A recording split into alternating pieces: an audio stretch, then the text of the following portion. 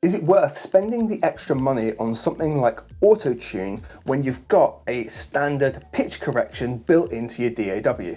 Let's find out. I've chosen this passage because there's a little pause in the vocal at the end so I can switch over in real time and it just lets your ears reset rather than it being constant chop and change. So here we go. Heart is on my sleeve, love is cold out on winter, frozen to the core, thoughts of you, there's a linger, longing for the dark, not to leave in a whisper, bring my love back.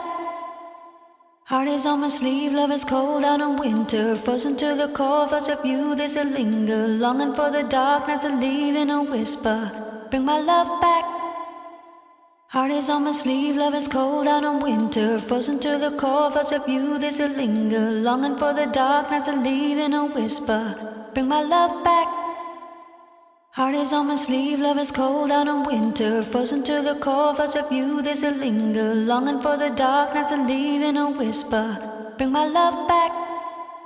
Now, if you're struggling to discern which one's better or not, you're not alone. I was the same, and this is my track. I worked on it. When the pitch correction from Logic plays, listen to the on winter and linger, and then listen to the same phrase when the Autotune plays. Heart is on my sleeve, love is cold out on winter, frozen to the core, thoughts of you, there's a linger, longing for the dark, not to leave in a whisper, bring my love back. Heart is on my sleeve, love is cold out on winter, frozen to the core, thoughts of you, there's a linger, longing for the dark, not to leave in a whisper, bring my love back. So they're a lot more natural sounding with Autotune Pro, aren't they? We don't get that little robotic moment creeping in there. Now, when we do it in context of the track, it's a very different story in my opinion. Let's have a listen to here, and again, we'll start with pitch correction and go over to Autotune.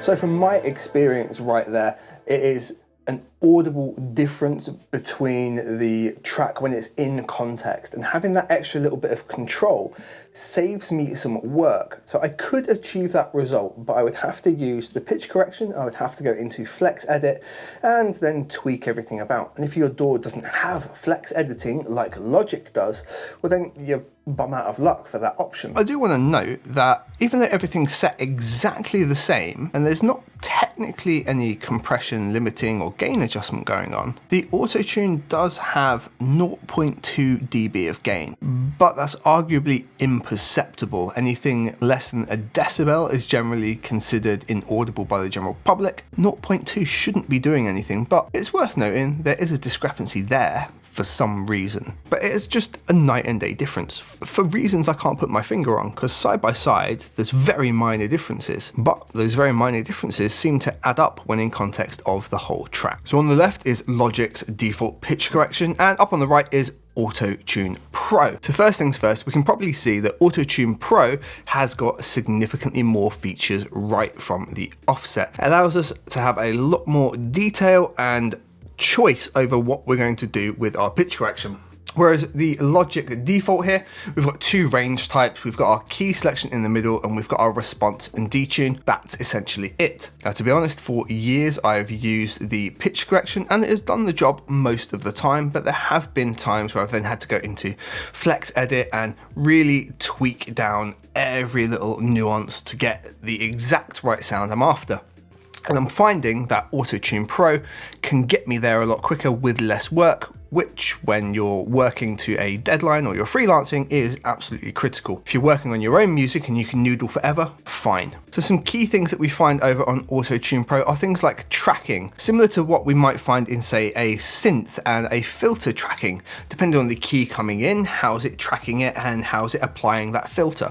In this case, it's tracking for the vocal or the sound coming in, as you can really auto-tune anything, sound is sound. And then we've got input type, which is similar to our range over here, where we just have normal and low, but we've got a lot more selection with much wider range to go through: soprano, alto tenor, low male, instrument and bass instrument. And it just makes for a better capture and a better application. Our key and scale is exactly the same thing we've got up here. We can choose the key and the scale it's in, or we can link it up to auto key. I've shown auto key off in a separate video. I'll link that in the description below. Nice little preset hunter in the middle. And then we've got our algorithm change, modern or classic. Essentially, if you're using the old versions of Autotune and you still want to have that same sound, we've got a classic button, so we can just click it and it's there for us. But there's the modern algorithm if we like. We also have formant control, something that we definitely don't have access to in the basic pitch correction tool. And the detune, just far better control than the simple octave slider we've got here. And lastly, a mix amount. We could always put it on a bus, but it's nice to just have mix control built straight in if we just want to put some really harsh auto tune on and blend it in a little bit. We've then got the retune speed. This is effectively response over here. As you see, I've got this set to 100, this set to 102, this sets in funny increments, so it's at 102. We've also got the option of flex tune, which lets things pass through. So when something goes into this pitch correction here, no matter how quick it is, no matter what note it is, if it's coming through and it's kind of a breath, you know, a kind of little nuance in the vocal, but it comes close to C sharp, where it's going to try and correct it to C or D. Flex tune is like a gate for those. It stops some of those corrections coming through, so you can dial it up a bit and let some of the expressive, natural things that happen with the vocal get through. Natural vibrato lets a little bit of the vibrato come into the vocal, or you can dial it back, or you can enhance it if you so desire as well. Something that you used to have to go into a flex editor for to do. And then humanize, just to give it a little bit of natural ebb and flow between how fast it pitch corrects. However, none of this really matters unless we compare them, right? So what we've got here is the exact same vocal, the exact same passage lined up side by side. I'm going to play them in isolation and you'll hear a subtle difference, but you won't really know which is better in isolation. But when we put it in context, once we put it in context of the track, to me, it's pretty clear that Autotune Pro does take it home. It helps the vocal pop out a little bit more and it feels more natural. So let's listen to them in isolation and then we'll jump. But if I'm working in a freelance project and I've got to get this out on time and I'm being paid for my time, well, being able to work a lot quicker is 100% worthwhile. I mentioned that auto key finder. If you wanted to have a little look at how that can help you speed up your workflow even further, check out this video next. You'll be able to see how to use that in there. I look forward to seeing you in that one. Take care.